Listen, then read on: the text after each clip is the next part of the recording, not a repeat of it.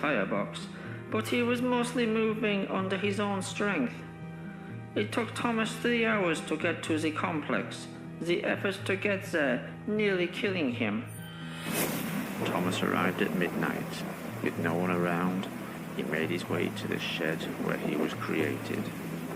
What he found was the answers to his questions, and many others. Since soda research had begun producing biofused vehicles, the world had asked, why had the first biofusion operation worked so well, but nearly every operation since had failed? Sadly, Thomas found the reasons inside. Thomas had never been the first operation. He hadn't even been second.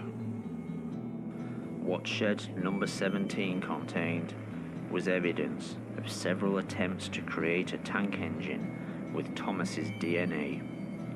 These had been early tests made by people with no experience of an experiment on this scale. Ill-planned and unprepared, these procedures had used DNA from the human Thomas and had been as much the real Thomas as the tank engine the world had come to know and love. To us, Thomas the Tank Engine had been the Thomas we all knew as a boy. Part of the family the whole island's population had known and respected since Wilhelm first arrived. In actuality, this tank engine was no more the real Thomas than all the failed creations made over the 12 months before. This Thomas had all the human Thomas's memories and experiences.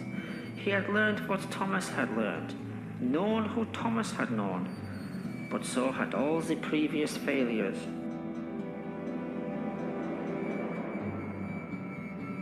Wilhelm and Hans Goetze had had to learn through trial and error how to bring their Thomas back from the dead. The following experiments had not had the same work put into them, resulting in the freak engines and aircraft that had developed so many problems on Sodor Island and around the world. In Shed 17, Thomas wouldn't discover who he was, but in fact, who he wasn't.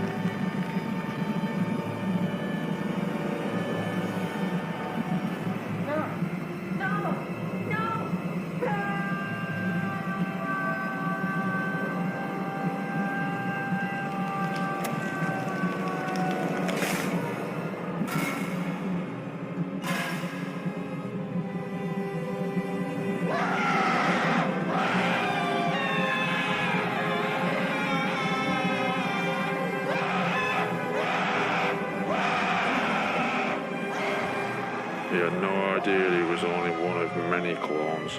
None of us did. But I guess as time passed, we stopped asking all the questions we had at first. We were just glad our friend was back with us. He could work for us. He became our servant in a way. Someone who drew in the crowds, helped create jobs, was eager to work. Thomas always thought of us as his friends. Sadly, over time we came to think of him as just really useful.